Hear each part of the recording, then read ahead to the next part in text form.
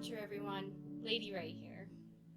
So, I decided to give myself a little bit of a challenge this time, and I wanted to build a tiny home, but I wanted to make it Victorian.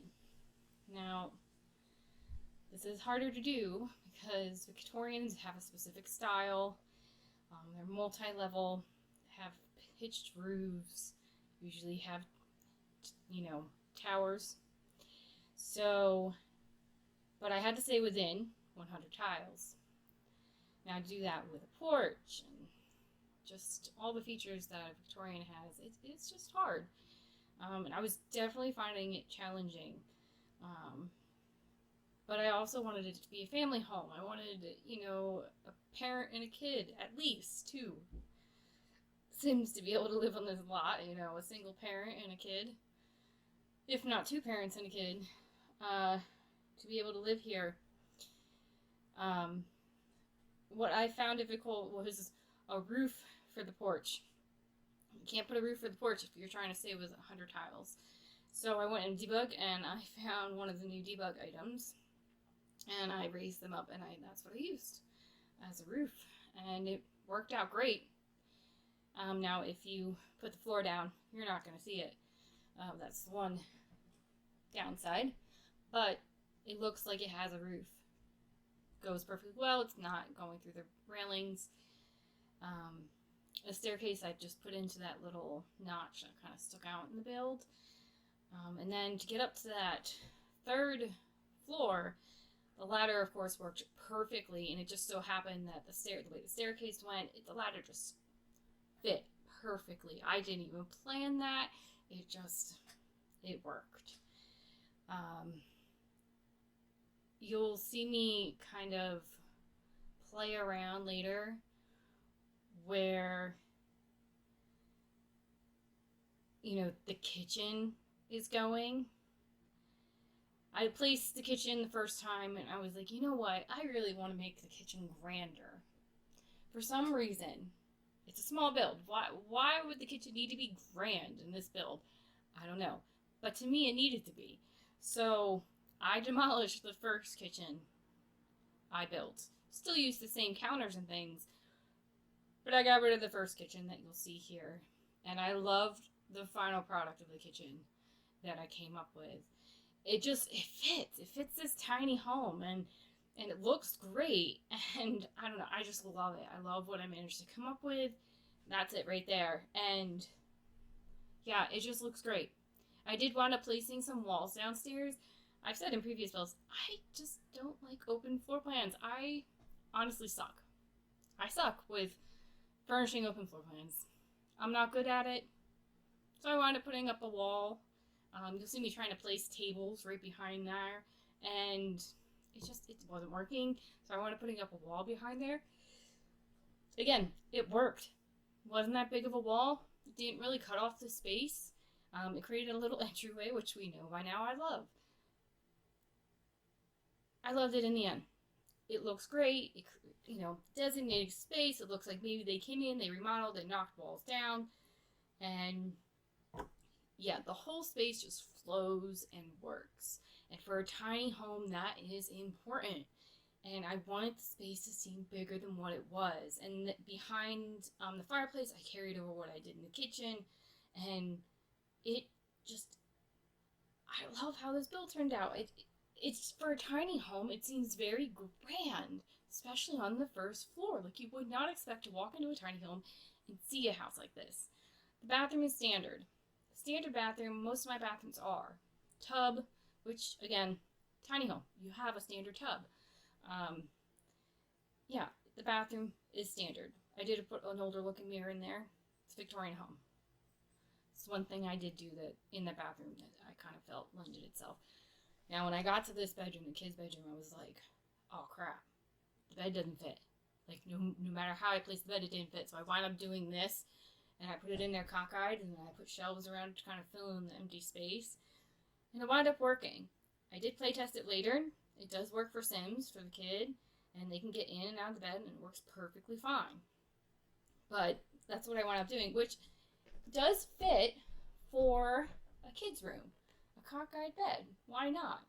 I wouldn't think to do it for an adult room, but it fit for a kid's room. So yeah, I like how that room turned out. It has a bunch of posters on the wall. It's a tiny kid's room, which most kids' rooms are. It's just oddly shaped, so it was a little harder to furnish. And then I wound up putting a bunch of like science projects on the floor. I thought maybe this is like a geeky kid who really got into the Strangerville thing. So yeah. And then I got to this room and I was like, oh no. Double bed. And I smushed it up into the corner. I know for some simmers, your Sims can crawl over to the other side of the bed, and for some they can't. In mine, it depends on the build. So if I have the tiny home residential on, they can't climb over. If I don't have tiny home residential on, they can. Don't know why this is, but there it is. So when I playtest this build, she couldn't climb over. But if I were to go to another lot without tiny home residential on, she can. So if I change the setting on my lot, she would be able to climb over this. The hallway is just your standard hallway. I put an ottoman in there so, you know, they could sit in there. I made this space, the attic space, into a little office. I just thought it fit so well. I used the tiny living desk, one of the bookcases from the kids stuff pack, and it's just so cute and cozy. Way later you'll see me go back and I will put a sunroof in, and it just looks great for a tiny attic. Of course I had to put a rocking chair on the porch. I love the rocking chairs. I think everybody does. I think that was the favorite part of Nifty Knitting for most people, was the rocking chairs, the interactions with the rocking chairs. I just love the rocking chairs. So they go on almost all my builds where they fit. I would put it in, a modern build. Wouldn't do that. So even though this is a tiny home, it was on, it was on a big lot. Even if you find a small lot, the lots are still big for tiny homes. So I decided that, even though they bought this tiny home, their yard is set up for a party. They have a pool.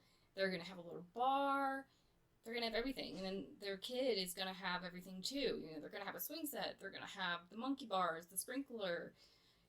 They're just going to, even though they live in a tiny home and the home itself doesn't lend itself to having people over, the backyard does, and they love to have people over and, just have parties and gatherings. And so that's what I came up with for the backyard. And I love how the backyard turned out. You wouldn't expect it for this tiny Victorian home, but at the same time, it kind of reminds me of some of the yards I see around here. Like, you wouldn't expect them when you see some of these homes, and all of a sudden there's this beautiful yard, tiny yard. Our yards around here are tiny. I don't have any grass in my yard. It's all pavement. But the yards are beautifully done around here, and they lend themselves perfectly to the homes. So that's kind of what I pictured here, like a beautifully done yard. Maybe they have a gardener, and yeah, it's just set up for entertaining, because that's what they love to do. They live small, but they love to entertain. So yeah, it's perfect for that. The kids love it because they have a pool and they can have their friends over and have parties with their friends and just play all day. And it's in Strangerville, so it's in the desert, and it's just, yeah, it's just set up perfectly. So, the people I have living here are just your standard Strangerville that came with the Strangerville pack. I didn't make any new people to come live here. You'll see me doing some terrain paint here. I had to do the terrain paint 3 times. Every time I went in and saved it, it disappeared, which was incredibly annoying. That's only happened to me a couple times before, but every time it does, it just frustrates me to no end, because it seems to happen every time I do the most terrain paint, which this build was a lot of terrain paint.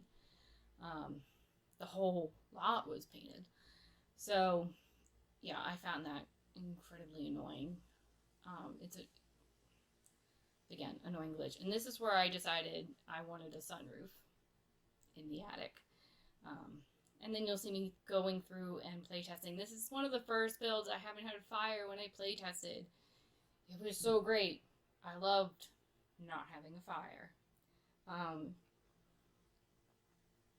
You can see I'm trying to get her to go in bed with him.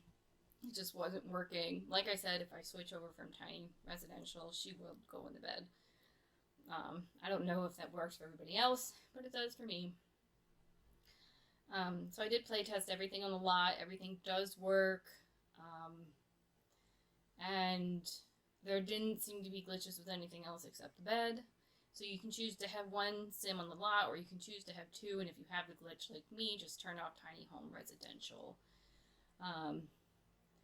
So yeah, she wound up getting possessed at the end of this gameplay because I had reset my game, and so I hadn't per this game, hadn't played through the Strangerville pack, and she wound up going off possessed with all the other military people, which I found really funny. She didn't set a fire, but she wound up walking possessed. I did put lot traits. For tiny homes, I typically put the lot traits that make your bills go down, and then I wound up putting solar panels on the roof to help that. I just think it's something you should always do for tiny homes, especially since I put in a pool.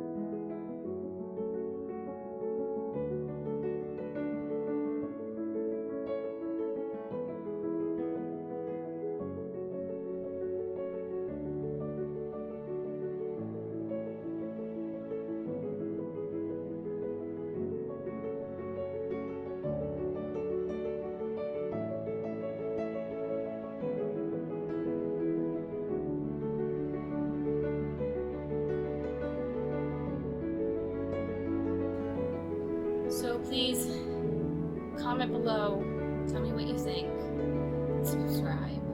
I hope you have a wonderful fall day.